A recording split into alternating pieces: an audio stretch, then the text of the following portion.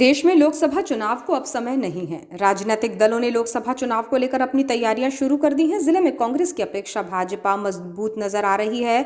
वहीं बीते कई लोकसभा चुनाव से बालाघाट सिवनी संसदीय क्षेत्र की कमान भाजपा के ही हाथों में है। कांग्रेस ने संसदीय क्षेत्र में प्रत्याशी तो बदले, लेकिन परिणाम नहीं बदल सके। आलम ये रहा कि कांग्रेस को बालाघाट में हजारों और लाखों वोटों से हार का सामना करना पड़ा। वर्तमान समय में जिस तरह से कांग्रेस की हालत है, ऐसे में इस लोकसभा चुनाव में कांग्रेस के लिए जीत असंभव तो नहीं, लेकिन संभव भी नजर नहीं आ रही है। कांग्रेस के अंदर से आ रही जानकारी पर गौर करें तो कांग्रेस किसी नए प्रत्याशी पर दांव लगाने की अपेक्षा अपने पिटे हुए प्यादों को चुनावी मैदान में उतार सकती है, जिसका भी खामियाजा कांग्रेस को उठाना पड़ सकता है। इससे पहले कांग्रेस के सामने अपने परंपरागत आदिवासी वोटों को बनाए रखने की बड़ी चुनौती है। चूंकि अब तक खामोश रहे आदिवासी समाज ने कांग्रेस से संसदीय क्षेत्र में इस बार आदिवासी प्रतिनिधित्व देने की आवाज को बुलंद किया है। आदिवासी समाज ने कांग्रेस की संसदीय क्षेत्र में हो रही लगातार हार को देखते हुए इस बार जातिगत वोट बैंक में मजबूत आदिवासी समाज का प्रतिनिधित्व करने वाले को प्रत्याशी बनाए जाने की मांग की है। ये मांग प्रेस वार्ता के माध्यम से आदिवासी समाज ने कांग्रेस से की है। वीरांगना रानी दुर्गावती भवन में आयोजित प्रेस वार्ता में आदिवासी विकास परिषद जिला अध्यक्ष दिनेश धुर्वे ने कहा कि देश की आजादी के 76 साल बाद भी संसदीय क्षेत्र में आदिवासी को लोकसभा में प्रतिनिधित्व करने का अवसर कांग्रेस ने कभी नहीं दिया है। आगामी लोकसभा जो सिवनी बालाघाट है, उस लोकसभा में आदिवासियों को आज़ादी के 76 साल हो रहे हैं, आज तक नेतृत्व नहीं दिया गया। उसकी एक प्रेस कॉन्फ्रेंस पूरे आदिवासी समाज के लोगों द्वारा आयोजित की गई और मुझे कहा गया है कि एक प्रेस कॉन्फ्रेंस करें, जिसके माध्यम से आप लोग एक तीसरी आवाज़ होते हैं। तो ये पत्रकार वार्ता इसलिए रखा गया है कि आने वाले समय में आदिवासी सांसद की मांग हम इस मंच के माध्यम से कर रहे हैं। किससे कर रहे हैं आप आदिवासी सांसद की मांग? कांग्रेस पार्टी ने आज तक जो है आदिवासियों को यहाँ पे बालाघाट सिवनी लोकसभा संसदीय क्षेत्र में आज तक नेतृत्व नहीं दिया। पूर्व विधायक अर्जुन सिंह काकोड़िया ने कहा कि वर्तमान समय में कांग्रेस विषम परिस्थिति के दौर से गुजर रही है। आगामी समय में लोकसभा चुनाव होने हैं। देश की आजादी के बाद से आदिवासी समाज कांग्रेस से जुड़ा है और हर चुनाव में लगभग 70 से 75% आदिवासी मतदाता कांग्रेस को मतदान करता है।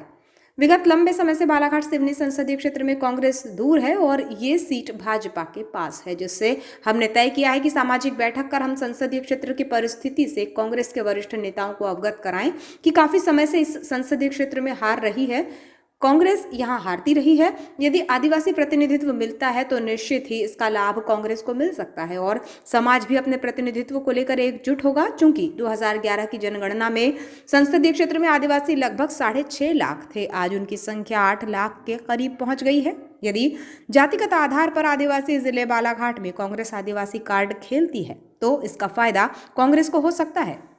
चुनाव जो लोकसभा का यहाँ पे आ रहा है, तो काफ़ी सालों से हमारी बालाघाट और सिवनी ये सीट कांग्रेस से दूर है, भारतीय जनता पार्टी के पास। तो यहाँ बातचीत चली, समाज के लोगों जो कांग्रेस पार्टी से जुड़े हैं, जो कांग्रेस पार्टी को मजबूती प्रदान करते हैं, ये जैसे बताया गया ना, तमाम ये पूरे हमारे प्रतिनिधि हैं। कोई जनपद सदस्य है, जिला पंचायत सदस्य हैं, जिला सरपंच हैं और जनपद के अध्यक्ष हैं, तमाम पूरे के पूरे ये प्रतिनिधि हमारे पास बैठे हुए हैं। तो आज जिन लोगों ने मुझे खबर की कि भैया आज बालाघाट आपको आना है, समाज के लोग बैठेंगे, कुछ चर्चाएं करेंगे, तो मैं यहाँ पे आया हूँ। और जो बातचीत किया तो कहना, इनका भी कहना वाजिब है कि हम अपनी पार्टी को बताएंगे कि परिस्थितियाँ ये हैं, इन परिस्थितियों में ठीक है, ये जनरल सीट है, प्राथमिकता है जनरल को। जनरल सीट होने के नाते हम भी कह रहे हैं प्राथमिकता जनरल को, उनको यहाँ से लड़ना चाहिए। लेकिन अभी एक काफ़ी समय से हमारे पास हम हारते चले आ रहे हैं, तो समाज ने कहा कि हम कुछ अपनी भी उम्मीदवारी बताएं। अगर कुछ ऐसा हो सकता है यहाँ पे जनरल सीट में अगर आदिवासी समाज को दे दिया जाए तो उससे जो आदिवासी समाज इधर उधर जो बिखरा हुआ है वो एकजुट हो जाएगा। और लोकसभा बालाघाट और सिवनी लोकसभा में आदिवासी समाज का बहुमत है, तकरीबन 6-6.5 लाख के आसपास आदिवासी समाज के।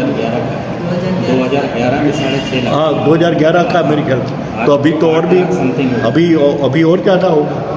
तो ये परिस्थितियां हैं। इन परिस्थितियों में अगर ये पार्टी ये आदिवासी कार्ड खेलती है और जहाँ हक भी है आदिवासी समाज का इतने सालों से, तो ये अपनी उम्मीदवारी, और ख़ासतौर पे हमारी यहाँ पे आप देख रहे हो, यहाँ पे हमारी माता बहनों की बड़ी ज़्यादा तादाद है और ये काफ़ी उससे जनप्रतिनिधि भी हैं। इन लोगों को क्षेत्र में लोगों ने चुना है, कोई पुराने जनपद अध्यक्ष। आदिवासी प्रतिनिधित्व पंचायत से लेकर जिला पंचायत तक और विधानसभा में प्रतिनिधित्व कर रहे हैं।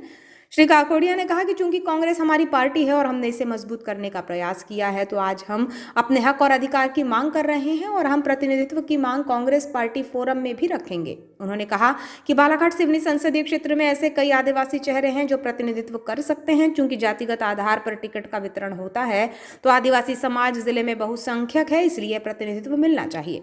आदिवासी कांग्रेस जिला अध्यक्ष संदेश सैयाम ने कहा कि अब तक कांग्रेस ने जातिगत आधार पर पवार, मरार और लोधी समाज को प्रतिनिधित्व करने का अवसर दिया है। एक बार वो आदिवासी समाज को प्रतिनिधित्व करने का अवसर दे। चूंकि जिला आदिवासी बाहुल्य जिला है और यदि कांग्रेस आदिवासी प्रतिनिधित्व देती है, तो बालाघाट संसदीय क्षेत्र में बहुसंख्यक आदिवासी समाज एकजुट होकर कांग्रेस को ये सीट जीत के रूप में भेंट कर सकता है।